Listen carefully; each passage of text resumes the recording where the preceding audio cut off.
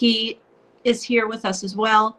I believe I see the police chief, Fran Wall, the deputy chief, Mike Stevens, and a number of members of our community, and we thank you very much. Tonight, what we are going to do is get a presentation on an audit that was conducted by a firm called CNA. There is the audit, and the intention of the audit was to be one piece and to provide some data for the work of the collaborative that is looking at policing in our community. As many of you know, I guess because you're on this call tonight, you've been familiar with the fact that earlier this year, the governor put forward an executive order to look at local policing practices. And each local community was charged with initiating a collaborative to look at policing in their localities. The Niskanen Town Board took the step of engaging an outside auditor to conduct a study of our policing and our police force. They worked very closely with our police chief and with other members of her team to extract data and provide that data in a report form that then will go to our collaborative, and they will take that data. So this is really a presentation of the raw data that we are seeing, and that will be given to the collaborative for them to take actions and put forward to put forward their plans for the future in the town of Niskanen. I am going to hand it over for our special guests from CNA, and then we will have a moderated Q&A. If people do have questions, the town supervisor will facilitate the questions. And then at the end, I believe that my partner in government, Bill McPartlin, may say a few closing words. But with that, I would just like to thank and welcome our team from CNA. And for those of you who do not know, CNA is a research and analysis firm located in Arlington, Virginia. They have multi-decades of experience of work with over 450 law enforcement agencies across the country. Their team has built up extensive experience in organizational assessment and analysis, as well as specialized topics such as racial bias analysis, policy and practice review, and policing for the future. They recently conducted a racial bias audit in Charleston, South Carolina, the Police Department of Albany, New York, and they provide ongoing support to Maricopa County in Arizona, their sheriff's department. They serve on the Albuquerque and Chicago consent decree monitoring teams. In addition, CSA has worked with Fayetteville, Spokane, Tulsa, Philadelphia in similar capacities.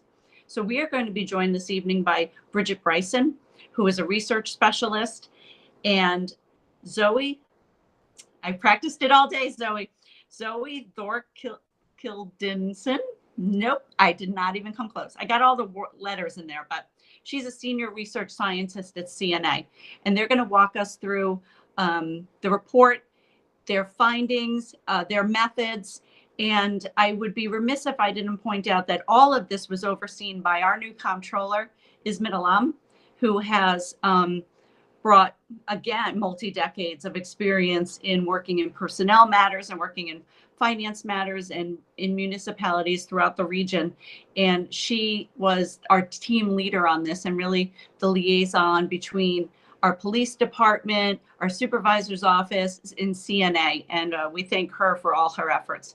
So I am going to hand this over to CNA. Thank you, Denise. Seth, are you able to put up the slides for us? And you are on mute. Can you hear me now? I'm not on, it's not on mute.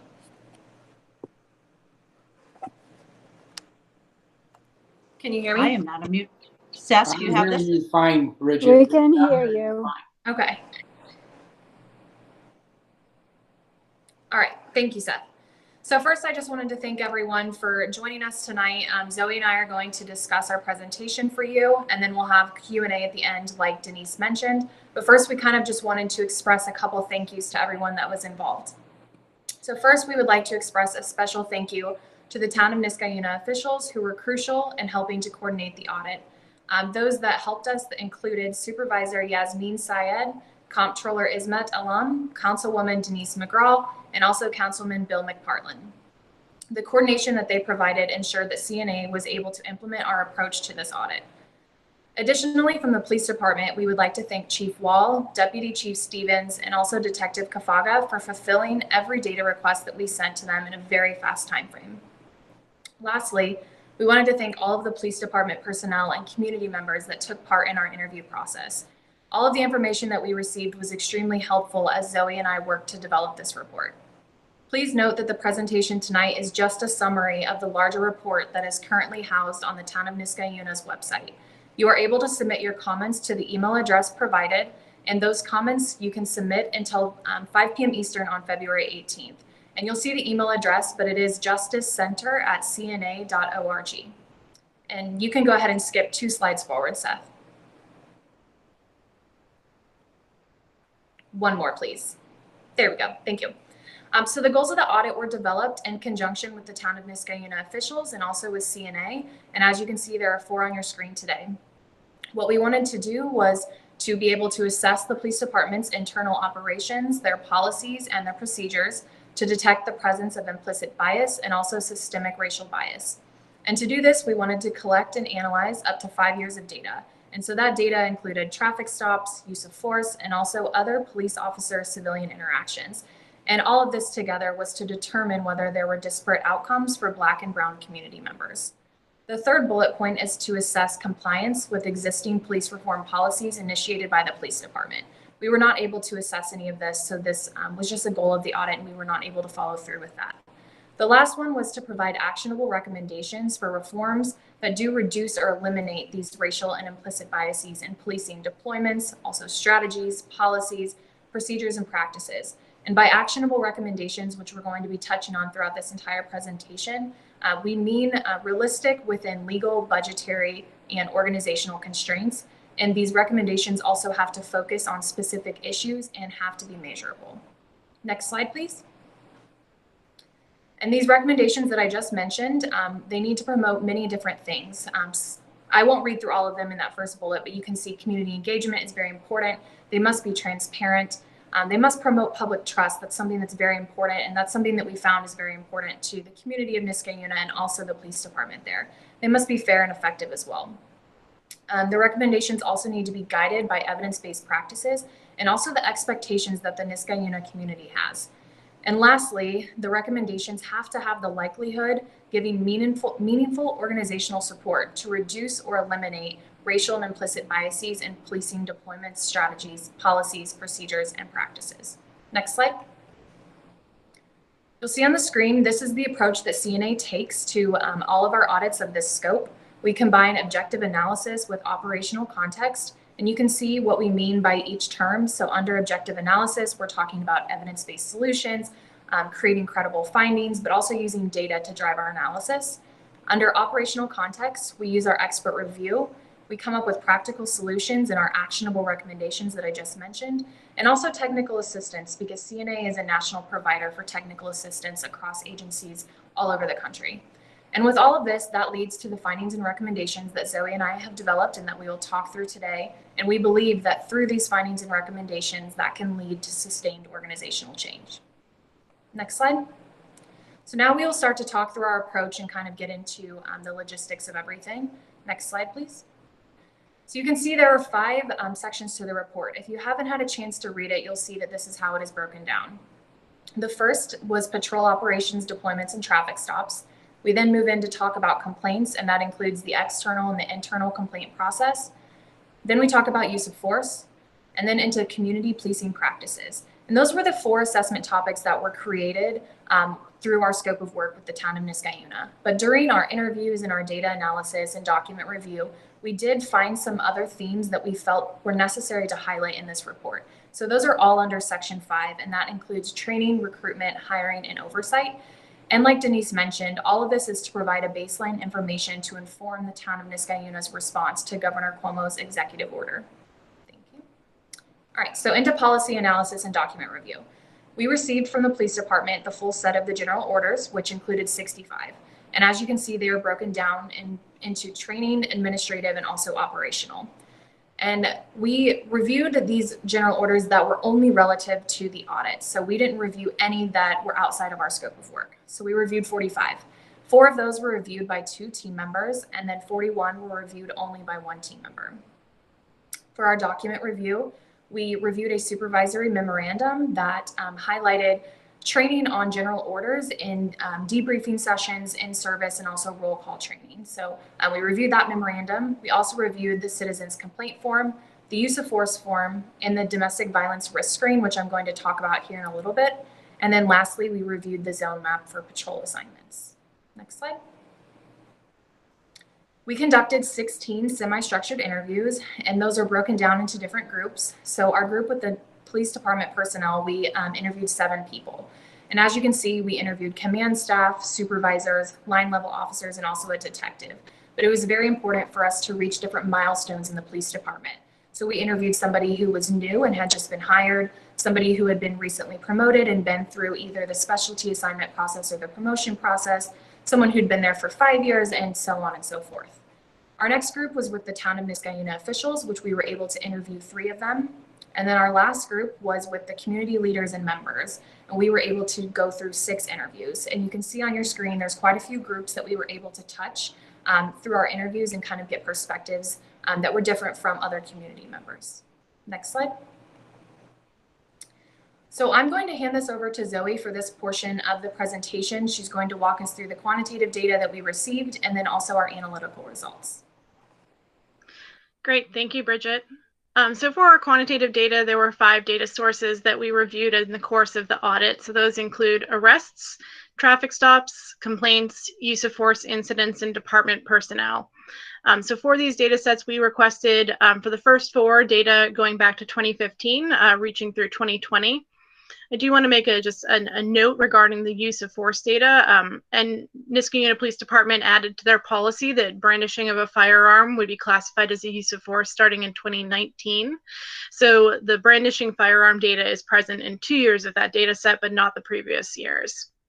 For department personnel, we received a snapshot in time of department personnel as of the time of the audit. And so for each of these data sources, we conducted basic descriptive analysis, and the main focus of this was to understand the who, what, where, when, why about things, but then also to identify the presence of disparities, particularly related to enforcement against Black community members. So now I'm going to step into the analytical results for the report.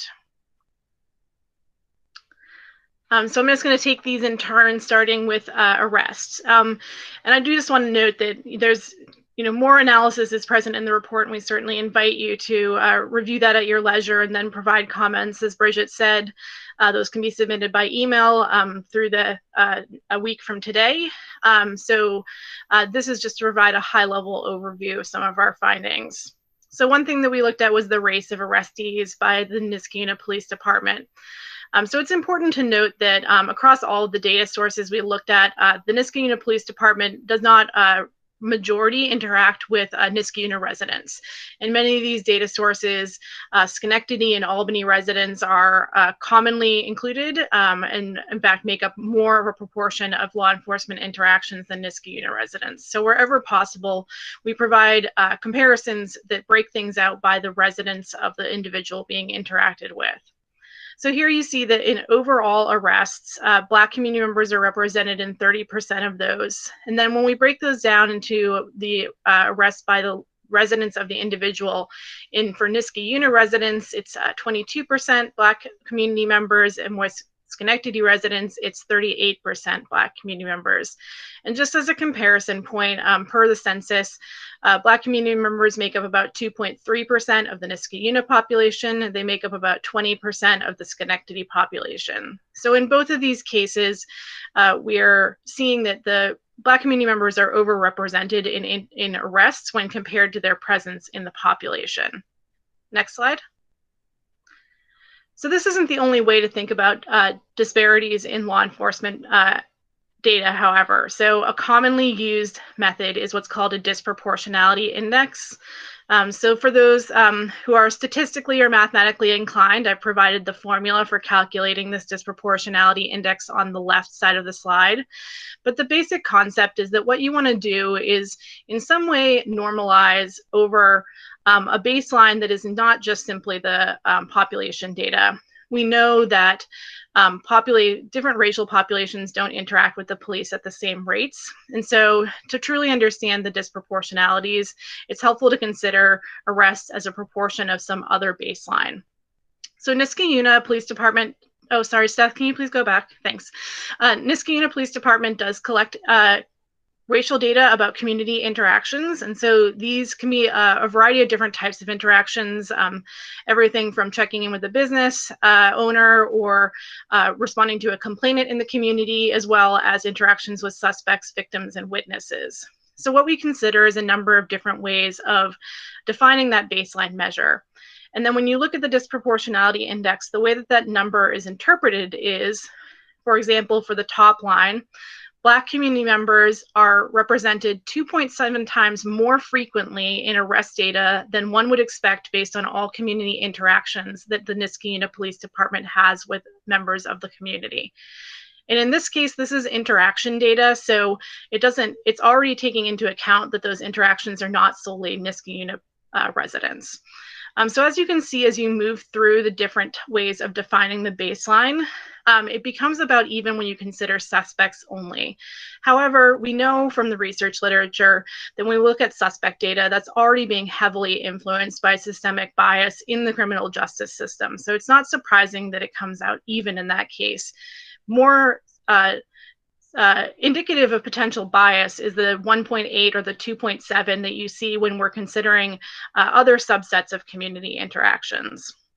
And then we also broke this out by just considering proactive police response.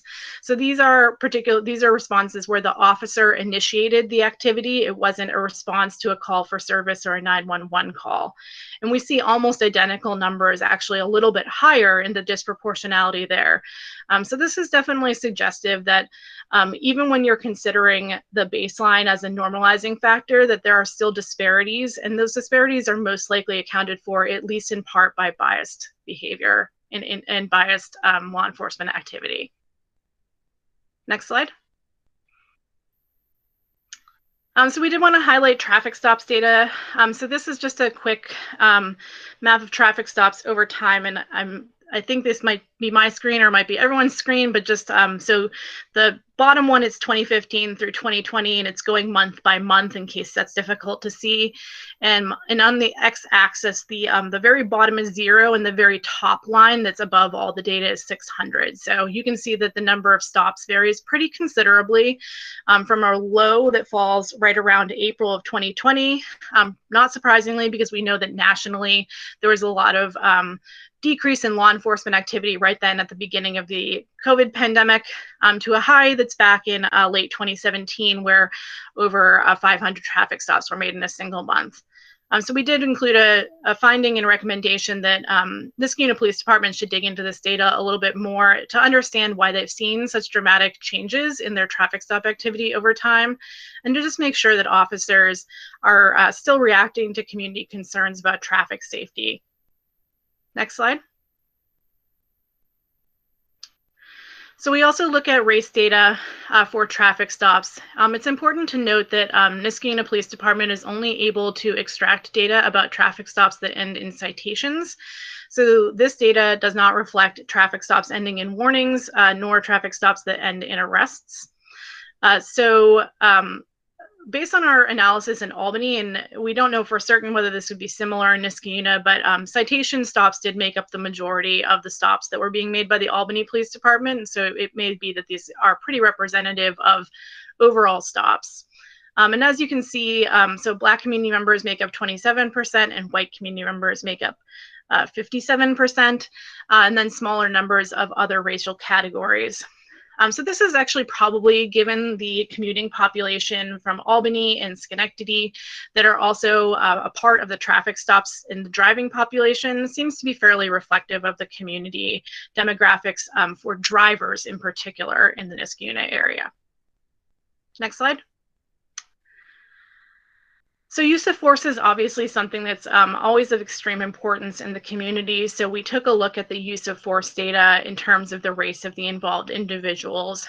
So Niskanen did not have a large number of use of force incidents. There were 39 over the 5-year period. But as you can see, each way that it's broken down, Black community members are overrepresented in the use of force data. So when you look at all use of force incidents, they're involved in 38% of them. When you break it down just by those individuals that live in Niskanen or live in Schenectady, it's 25%. So that's almost 10 times the census population. And it's 55% for Schenectady residents, would be over twice the population. Again, population data is not always the most accurate way of understanding disparities in law enforcement data. So we further delve into this by, again, constructing a disproportionality index. Commonly held in the literature, the interactions baseline for understanding use of force is arrests data. So we use the total interactions as the number of arrests involving Black community members and white community members. And when doing that, we result in a ratio of 1.4, meaning that Black community members are involved in 1.4 times more use of force incidents than white community members based on their presence in the arrest data. So again, this is indicative that there are disparities and that those disparities likely involve not just the level of interactions, but also the potential for bias. So we did also just want to highlight the use of force types and then break those down by the race of the involved community members. So as I mentioned, Niskanen has only had 39 use of force incidents. And again, as I highlighted in our data introduction slide, they've only been tracking brandishing of firearms since 2019. So the majority of these are physical technique. When we do break out the relative ratios of the different types of force being used, with brandishing of firearms being the highest, then OC spray, and then physical technique, we don't see a significant difference in the type of force being used by the race of the community member. So when you break out the ratios, although Black community members are involved in more incidences of use of force, they are not more likely to experience higher levels of force. Next slide. So we didn't do any statistical analysis on the complaints data because, as you can see, there were only 6 community member complaints over the 5-year period. And in fact, actually, all of these happened in the last 2 years. They were evenly broken out, 3 from white community members and 3 from Black community members. 1 was dismissed, 3 were unfounded, uncorroborated, and then 2 of them were sustained. And they both actually involved the same officer who was then referred for retraining and mentoring. Next slide. So then lastly, we took a look at the current personnel demographics in the Niskanen Police Department. We break this out by sworn personnel and civilian personnel. So when looking at the sworn personnel, you see that it's 86% white personnel, 10% Black, and then 4%, which represents just 1 person who is Middle Eastern. Looking at the civilian personnel, again, I'm going to note that there are only 5 of those individuals. So there's 1 Black individual and 4 white individuals. So these figures actually are representative of the Niskanen population, with the exception that Niskanen has a relatively higher percentage of Asian community members, which are not represented in the Niskanen sworn or civilian force, but it does otherwise reflect the demographics of the community. So I'm now going to hand it back to Bridget, who will highlight some of our findings and recommendations. Thanks, Zoe.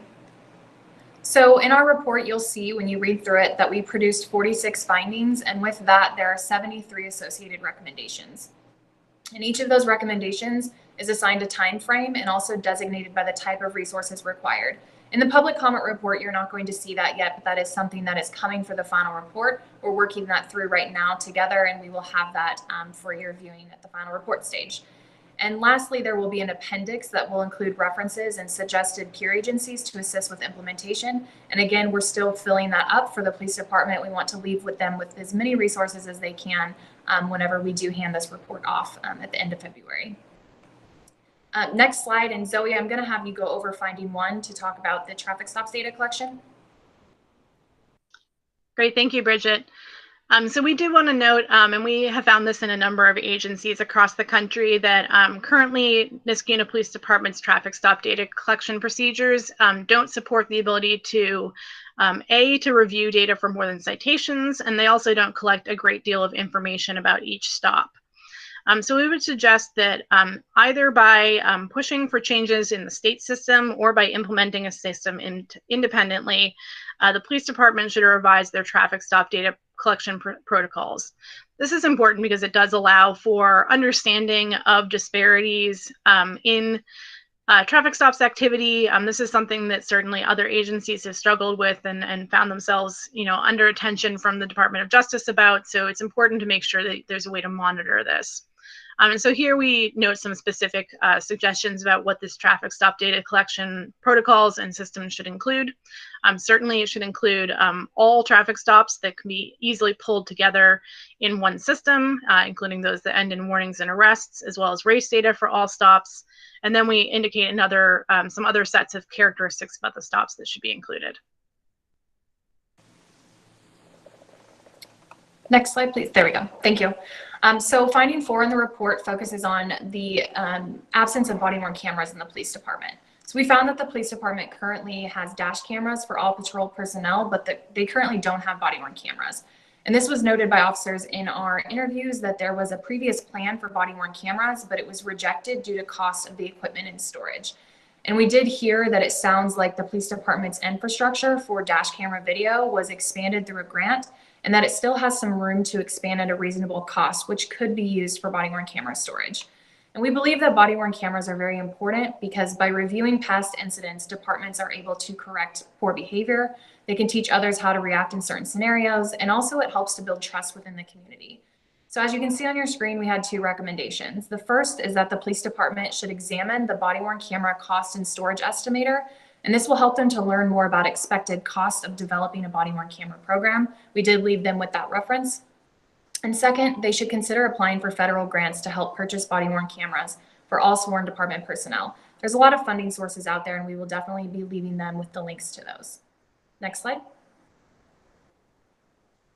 And I mentioned it earlier, but in finding 6, we found that the police department recently implemented a domestic violence risk screen that is to be completed by officers when a domestic incident report is submitted. Obviously, across the country in the last year, we have seen a rise in domestic violence cases. So this is very important that the police department implemented this risk screen. And in this risk screen, in our review, we found that it asked pertinent questions to understand whether the victim is still in immediate or present danger, the history of the abuse the victim has received, and also to refer the victim to domestic violence services if that is necessary. And we note that it's very important for officers to know about these services so that they can provide the victim with information if they need to. So we just recommend that the police department should continue the risk screening process that it recently implemented. And we also believe they should regularly review this screening tool, and they should be comparing that with best practices in domestic violence risk screening. Next slide. Thank you. So police department personnel and community members don't seem to have a congruent understanding of the complaint process. And mostly I'm talking about the external complaint process because officers were very aware of the internal complaint process. And so by that, we mean the external is the community member complaining against an officer. Officers expressed a lack of understanding of this process, which leads into a bigger problem of not being able to communicate that to community members, which we also found they don't know how to make a complaint unless they know somebody in the town that's a town official or they know someone in the police department. We also heard that officers expressed that they could have complaints or memos that are logged against them in their files and they wouldn't know. So we believe that they should have a transparent process so officers know when a complaint is coming against them. They also should know how to explain the process to community members so that citizens know how to file a complaint. And we do see in many agencies that community members are often reluctant to make these complaints for various different reasons. Some of those include just fear of reporting an incident or fear of retaliation for reporting, but also really just not knowing where to go to make the complaint. So we had 3 recommendations for them. The first is to clarify the process of informing department personnel when there is a complaint that is logged against them, and then what their required actions and associated rights are. They also need to make sure that police officers know how to communicate the complaint process to community members so that they can make a complaint if they need to. Second, the police department should work with youth groups, religious leaders in the Niskanen School District to make sure that juveniles know their rights whenever they want to make a complaint, and if so, how to do it and how to feel safe throughout the process. The last recommendation was to work with the town officials to include the complaint form on the town website. Currently, there's a spot to make comments or ask a question, but there's no formal complaint form on the website, and that would help with community members who want to make it in that form rather than coming in person.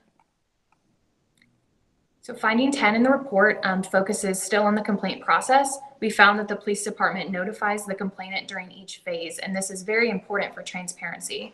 Having that open dialogue with the community allows the community member to feel safe in their decision to file the complaint, but also shows the community that the police department really has a strong commitment to transparency and also following through on all internal investigations. So we just recommend the department should continue with this transparent process and allow the complainant to know the status of their complaint during each phase. Next slide. Finding 14 focuses on the use of force policy. And in our review, we found that the police department still allows the use of chokeholds. Currently in the policy, it is defined as a use of deadly force, and it's only justified when deadly force is justified. But we believe that it's important that the police department evaluate whether this type of force should be allowed, justified, or even used at all. Many agencies are beginning to move towards banning the use of this type of force, especially in light of recent events in the last year. So we recommend that the police department consider banning chokeholds following suit to agencies across the country. Finding 19 talks about community policing. We found that the police department currently does not emphasize a commitment to community policing and engagement. Many officers express concerns that they feel like they're doing reactive policing strategies rather than proactive, and they would really like to move towards more proactive policing strategies. But there's a caveat to that they feel that they may not have the time in their shifts to engage with the community properly due to low staffing and the constant need to respond to calls for service. So providing adequate staffing to allow for dedicated time on shifts is extremely important to have that proper community engagement. But officers and community members in our interviews really appreciated Chief Wall's recent implementation of a few community engagement activities, which included coffee with a cop at the farmer's market and also some recent cookouts that the department has held with the community. But I just want to note that officers really want to open up the dialogue with their community and start to engage with them in a formal manner. So we had 3 recommendations. The first is to make sure that officers have dedicated time on their shifts to engage with the community. That could be attending community engagement activities, just engaging with business owners in Niskanen, but also utilizing foot patrols. Our second recommendation is to develop a plan for community policing and engagement. And this plan should be encouraged by command staff, but it should be embraced by all department personnel. And lastly, the police department should work towards a more formal presence in the community beyond coffee with a cop and cookouts. And these strategies should be developed in conjunction with town officials to really create a collaborative working environment. Finding 21 in the report talks about trust between the police department and community members. And I want to caveat this by this is solely based on the officers and the community members that we were able to speak with in our interviews, which is why this public comment period is so important and we really want to hear from you. So finding 21, we found that the police department officers and community members did express high levels of mutual trust. Even though the community members felt that there is fair and equitable policing occurring in their community, they did cite the national issues that are going on with policing that we are all seeing in the news constantly. So we just recommend that the police department should continue to work towards more community engagement to really heighten that level of existing trust with the community. Next slide. Finding 27 moves into the training area. So in previous years, officers they didn't have many opportunities for in-house or external training. When Chief Wall became the interim chief, she put a strong emphasis towards training and has recently enrolled the department into the Police One Academy for ongoing virtual trainings. So this is a virtual platform that they've been using. When we reviewed the annual training regimen, we found that there's not really an emphasis on racial bias and cultural awareness. And really the only annual training that we were finding that was occurring was firearms training. But with Chief Wall's implementation to the Police One Academy, officers are very excited about the opportunities that they've already begun to have with training and the opportunities that they know are about to come. And so they have received training now in anti-bias for law enforcement, procedural justice, implicit bias, and also emotional and psychological disorders. And so we just recommend that the police department continue using Police One Academy and really start to expand on the topical areas that are made available to department personnel. And lastly, they should start to explore cost-effective options for in-person training. This could be regional training opportunities. It could be cost sharing with adjacent jurisdictions, which I know recently happened with an active shooter training that officers really seem to enjoy. And also leveraging funded training opportunities that are offered by the Department of Justice, Bureau of Justice Assistance, and the Office of Community-Oriented Policing, which we will make sure to leave links for. Finding 33 focuses on the school resource officer program that we found the police department currently doesn't have in place. It sounds like the police department's outreach to youth really is not conducted in a formal manner because there aren't officers in the school district. And we did hear from community members that they had opinions against officers in the school system. However, we do believe that it is important that at least 1 or 2 officers at the police department receive specialized SRO training, school resource officer training. These officers then could be the default responders and lead on all school-related incidents. And the inclusion of the selected officers in this role also plays into some other findings about leading all juvenile outreach for recruiting for the department. So we believe that the police department should pursue specialized SRO training for designated officers and have them be the lead for juvenile community outreach. Finding 34 goes into recruitment, which is kind of what I just touched on at the end. So currently there's not a formal recruitment plan in place for the department. And we especially note that there's no recruitment plan in place for people of color, women, and youth. It did sound like there was slight informal recruiting occurring in the community, but no formal structures are detailed in policy. And we typically do see that law enforcement agencies struggle with recruitment and retention, although we wanted to point out that the Niskanen Police Department doesn't seem to struggle with retaining officers. It's mostly just with recruitment. So we believe a recruitment plan is needed that really does target people of color, women, and youth in the community that are interested in this profession. So you can see on the screen, there's 2 recommendations. First was to form a working group to establish a formal structure for recruiting officers, targeting those individuals that I just spoke of. And this formal structure should be documented in a strategic plan that's updated on a regular basis. And lastly, the police department should develop an annual public report, and that public report should summarize its recruitment plan analysis. Finding 36 talks about the promotional and specialty assignment process. MPD personnel that we interviewed did express opinions of finding the promotional and specialty assignment process to be unfair, and they exhibited lower levels of trust in the process. But I wanted to note that many of the concerns that we heard were really related to the makeup of the panel for promotions. They would like to see the department come together to revamp this panel to include individuals that are not their direct peers. Officers also expressed lower levels of transparency with the process, that maybe some individuals might change their behavior for an upcoming promotion or specialty assignment, but not really maintain that behavior afterwards. So we had 2 recommendations. The first is to develop a transparent promotion and specialty assignment process. This should be very clearly outlined in policy, and they should clearly outline the panel members of the interview process, and it should be developed in conjunction with the town's human resources director. So we had some recommendations for who could be on the panel that they could consider adding. The first is the Public Safety Committee Chair Board member, also a community leader, and then also an outside agency of similar demographics that could bring a different perspective from the outside. And this should all be reflected in policy. Next slide. So for finding 39, we found that the police department currently doesn't have a formal performance evaluation process for sworn or non-sworn personnel. We really believe that all personnel should be receiving a performance evaluation on an annual basis. This helps to catch poor behavior before it becomes a problem, before a complaint is logged against the officer. It can help with training. It gives rapport in the police department to allow for that opportunity for constructive feedback to be given so an officer can improve, or just to know when they're doing a really good job. So 2 recommendations. The first is to develop a formal performance evaluation process for both sworn and non-sworn personnel. And we know that this would need to be negotiated with the PBA. The evaluation process needs to ensure that all employees receive this on an annual basis and that it's audited by a designated command officer. This just makes sure that the employees are receiving a fair and transparent evaluation. Second, the police department should develop a general order, which I saw a question come through, and a general order is a policy, so I apologize for not clarifying that at the beginning. So they should develop a general order that outlines the performance evaluation process And it's important that in this policy, they address procedures for when an employee has a recently changed supervisor before their performance evaluation. Next slide. Finding 40 relates to safety and wellness. So we found that police department personnel that we spoke with have concerns about their peers' safety and wellness. The police department currently doesn't have support groups or wellness programs in place to assist officers and their families with mental health after a crisis. We believe the police department should take steps to help officers feel safe in their daily duties and provide support to not only the officers, but also their families.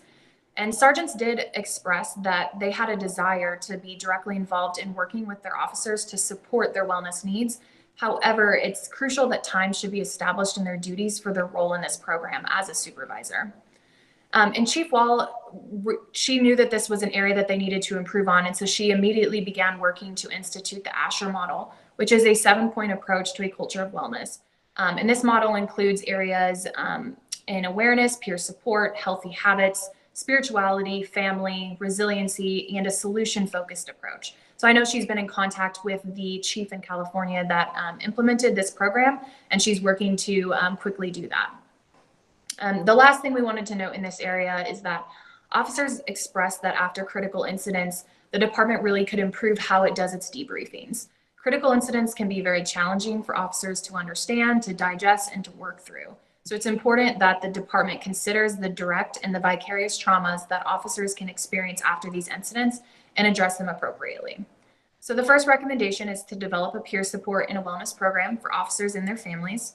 The second is to, when they establish these peer support groups, to ensure that supervisors have ample time for their roles in this program to help the officers that they do oversee, because that's very important to them. And lastly, the police department should develop a policy detailing how command staff will debrief with officers after critical incidents. Next slide.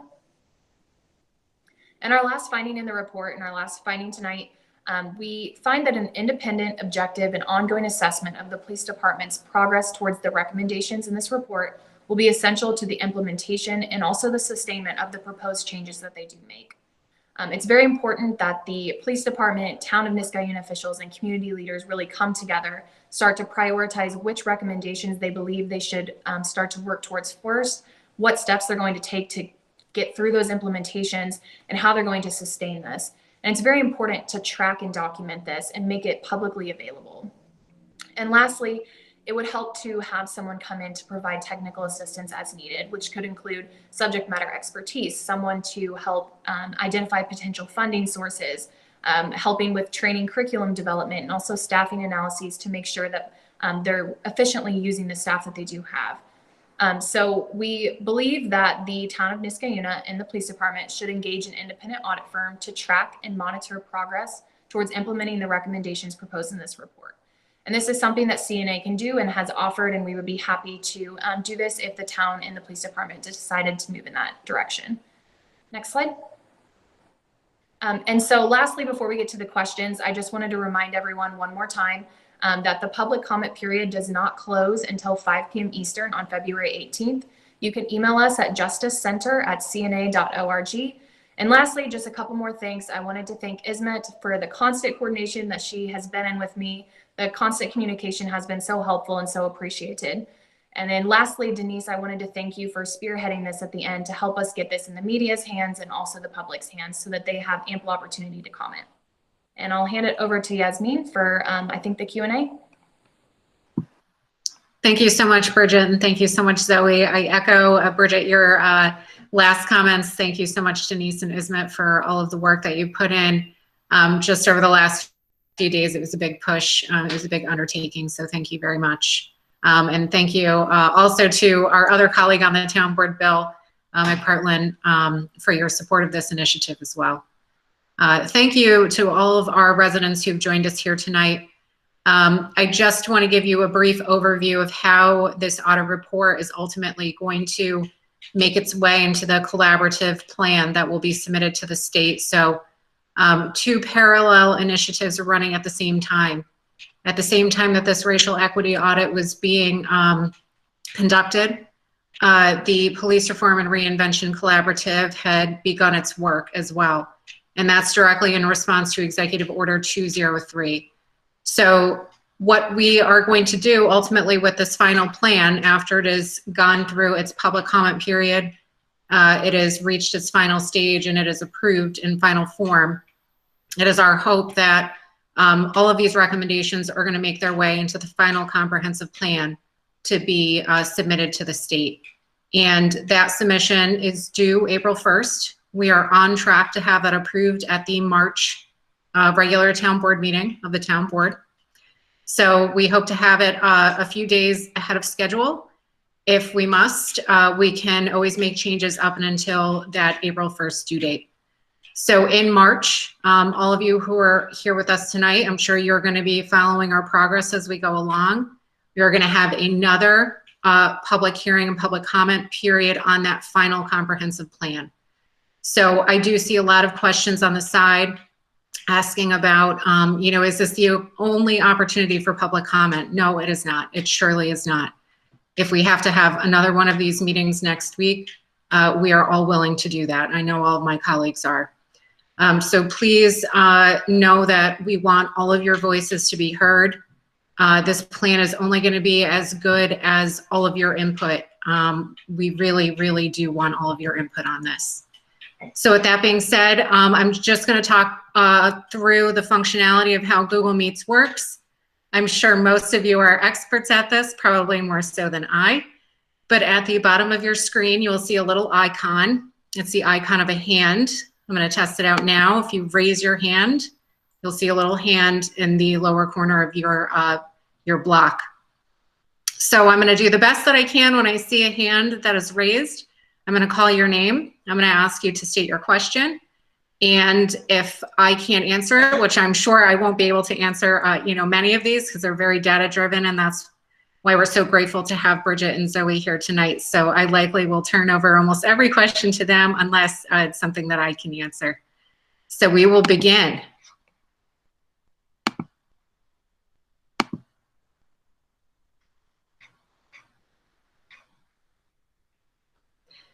Okay, we have Ellen Daniello, and please, if I mispronounce your name, please correct me. So Ellen, you can state your question.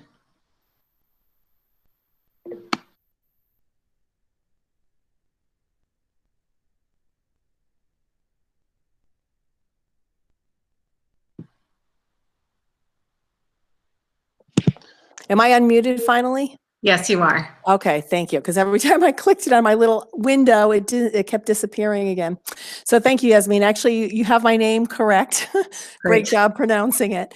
So I guess I did take a look at the report that's on the town website, and I skimmed through it. I guess the thing that really, at first glance, that caught my attention was how many pieces of information were missing that the audit team was looking for. Things that where we had incomplete information on police stops, where things were missing, like also just the fact that we have not been doing annual evaluations. A lot of these things, I'm like thinking to myself, well, these should have been in place years ago. So I think it's great that we had an outside team come in and do an audit, but why are we so far behind? Or why does it appear we are so far behind? Or is this really similar to other police departments elsewhere?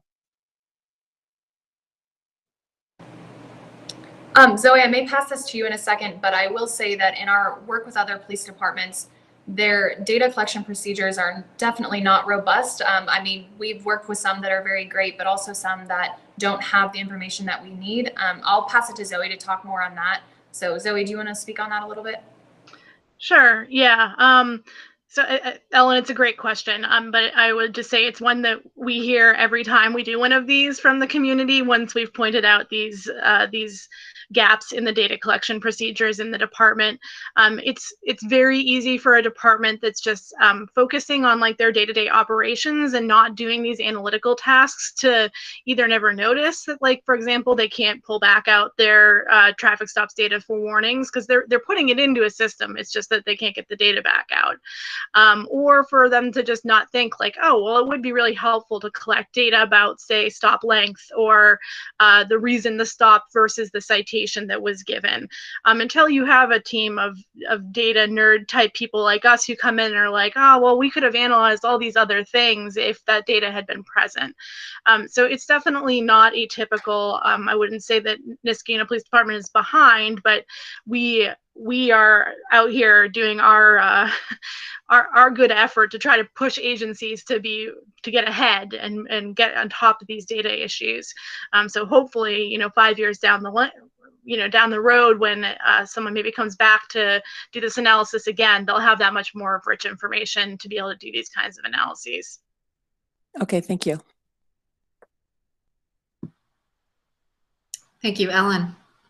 Next, we have Aliyah Saeed.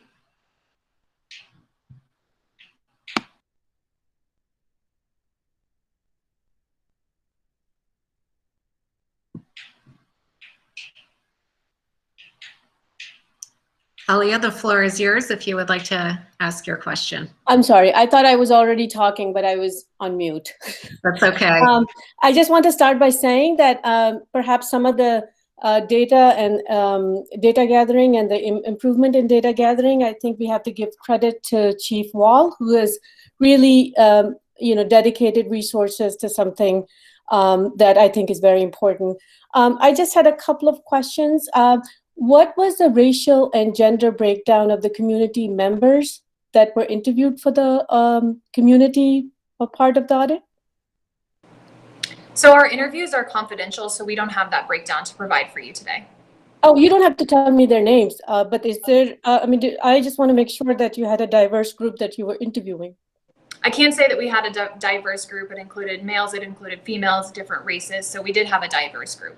And how diverse was it is important for us to know, because in this field, as you know, this is a very important thing. Yeah, unfortunately, I don't have the breakdown in front of me, and we do keep those confidential. So I can definitely look into this and maybe send this out to the supervisor to provide, but I don't have that information in front of me at the moment. And again, we're not asking about individual names. We're asking about, the general composition. The other thing is you had mentioned SRO, which in our area is a highly charged issue. Have you spoken to the school board or the school administration about that recommendation?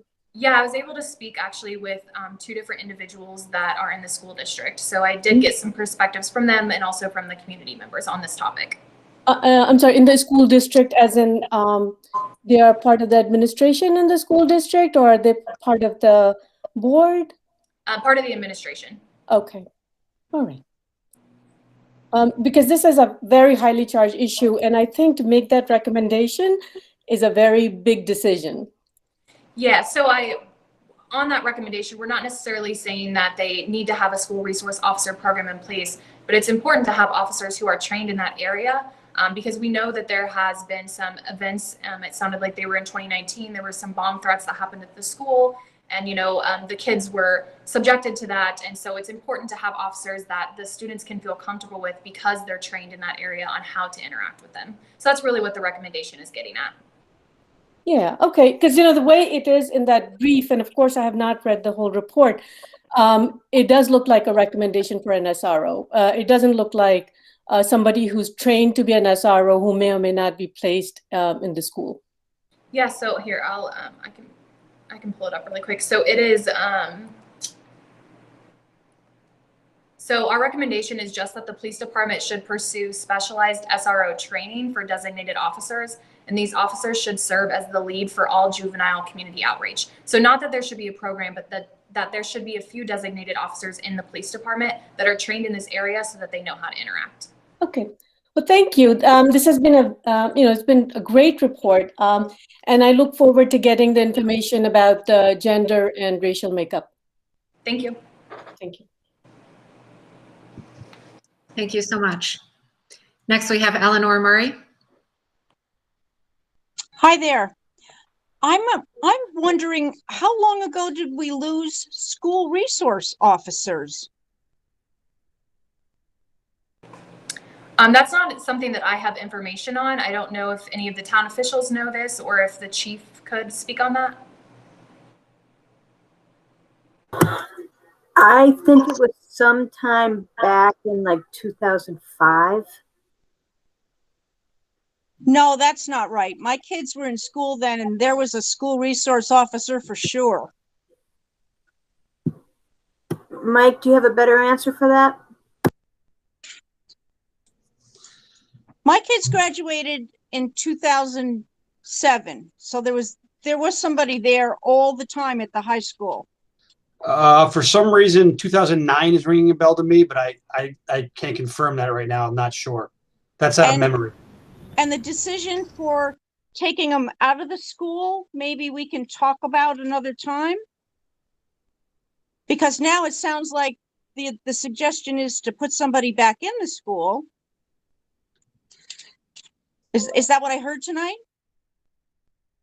So no, the suggestion that we have is not to put somebody back in the school necessarily as a full school resource officer program, but instead to train officers so that they are trained in that area so that they can reach out to the juvenile community and interact with them, and the juveniles feel safe with those officers, and kind of they're acting as a liaison between the police department and the juveniles. That's more of what we're recommending, not a full program necessarily. A full program meaning a full person. Someone being in school as a school resource officer. Yeah. I mean, it's a small department, so there would only be a couple or 3 people that would kind of rotate through the school that the kids would identify with. Is that what you're saying? Yeah, just so that there's people there that are trained in that area and they can really interact with them on a different level than just other officers that are out on patrol. Right. Okay. Thanks very much. Uh-huh. Thank you, Eleanor. I think our next hand raised is from Zoe. Yes, I promised I would relay questions from the chat for those who are having a difficult time finding the hand raise button on their phones. So there is a question that asks, I would like to understand the recruitment process for the external party conducting the audit. Was this an RFP? How many applications were received? What were the parameters? Will there be a similar process for implementation if the town proceeds with that part of our suggestions? And this, I assume, would go to someone from the city. Ismet, if you would like to answer this question, since you really were integral in the RFP process. If not, I can take a stab at it. Absolutely. Thank you very much. So that's a great question. So we did an RFP. The purpose of the RFP was to make sure that we get a consultant who is unbiased and is not tied to the political parties, politicians, politics, people, anybody, so they can give a very unbiased audit like CNA did. We actually sent our RFP, we put it on the web, we posted it. There were 3 different organizations, actually 4 different organizations who posted on that. We interviewed them, and we also talked to City of Albany to find out how their experience was. And collectively, we made a decision on CNA. We presented it to supervisor and myself. We presented it to the board, and they accepted our approval, our recommendation. So what happens if we are going to go forward to implement the recommendation is going to be definitely a same kind of process. There will be an RFP, there will be interviews, there'll be questions, and it's going to be a town board with decision along with the supervisor. Thank you. Does it answer that? Thank you, Ismet. Yes. Zoe, were there any other questions from the chat? Nope, not at this point. Okay, great. Thank you. Do we have any other hand raises from the floor? Okay. Okay, it looks like we have another chat question. Oh, a few more chat questions. Yeah, so I can respond to the first one. Just I think maybe hearing it from a different person phrased differently might help. So we are not recommending an SRO be placed in the school district. So I just want to make that very clear. What we are recommending is that there be officers who have specialized training in juvenile justice and in operating in school settings, so that they can be the primary responders. For example, in the case if there being a bomb threat, that the officer on scene is someone who has expertise. So we'll make sure that that recommendation and that the analysis right after that is clear in the final version of the report. And then the next one was not a question, it is a request. So a request that another public oral opportunity for commentary by the public is afforded to the community. The report was issued last night, which made it difficult to review in time for this meeting. And I think that those mostly impacted by disproportionate encounters with the police were not directly consulted in a proper manner. So I'm going to defer this to Bridget and the town on how we will manage that. I know that Yasmin said at the beginning that we can have another meeting if necessary next week, and if that's what people want. I know that CNA is very happy to be involved in that and put on another presentation that's similar to tonight. But we do want to note that there is plenty of time to give comments because we are keeping it open until the 18th, but we are happy to do another public meeting if that's the way that we choose to go.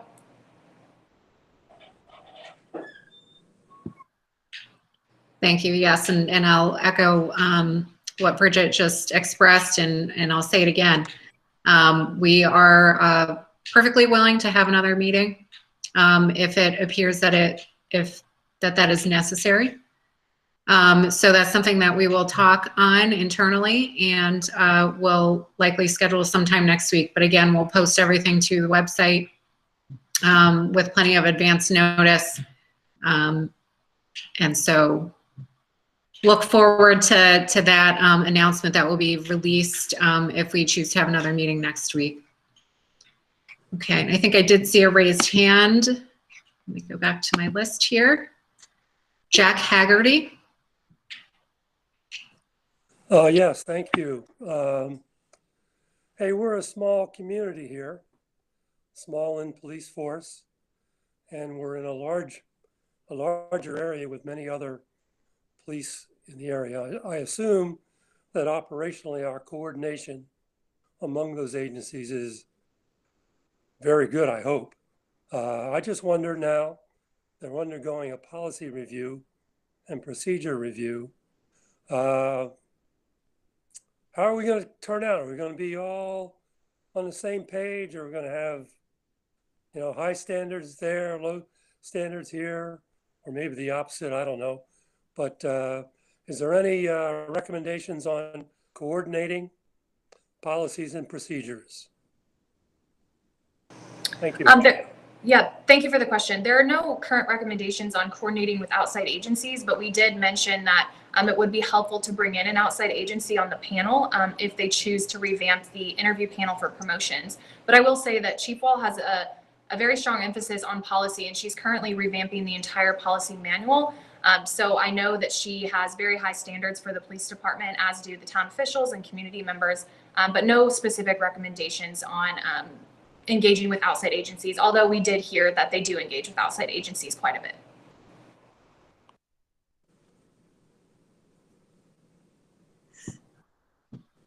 Thank you.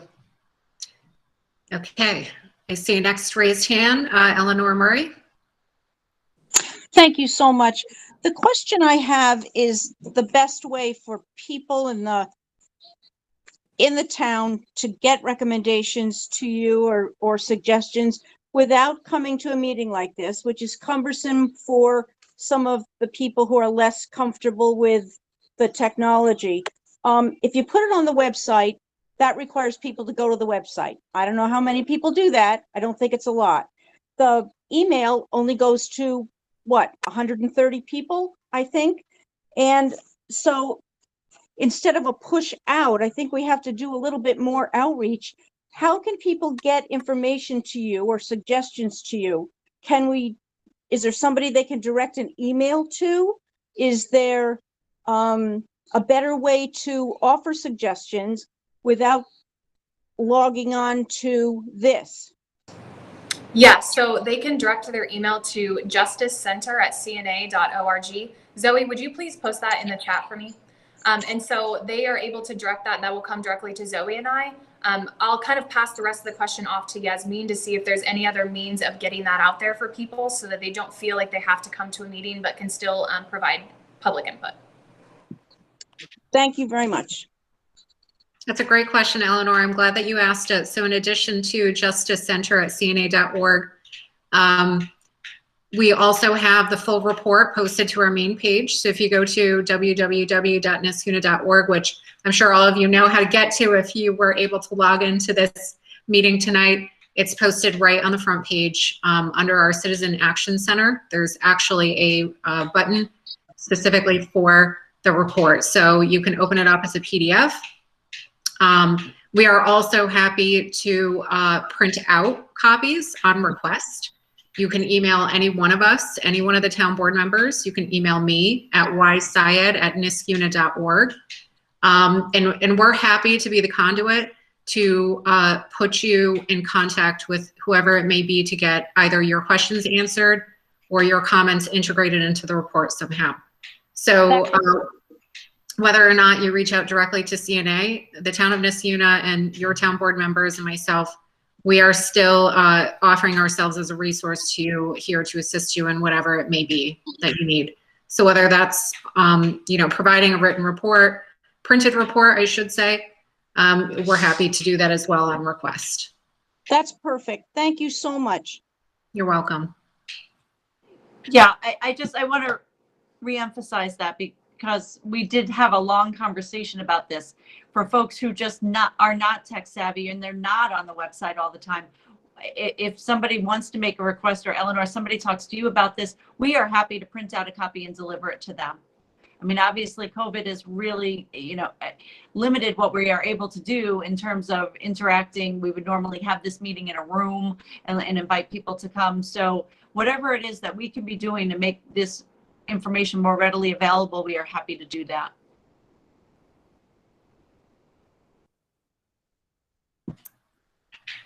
I see a hand raised from Niski admin. I think it's probably me. So Okay. I was just going to say that on the website, my email is also given, Eleanor, and I would be more than happy to be a conduit for getting your comments. You can email it to me directly at ialam@niskuna.org, and then pass it on to the town board and also to Bridget and Zoe, if that makes it easier for you. Thanks so much. I appreciate that. You're very welcome.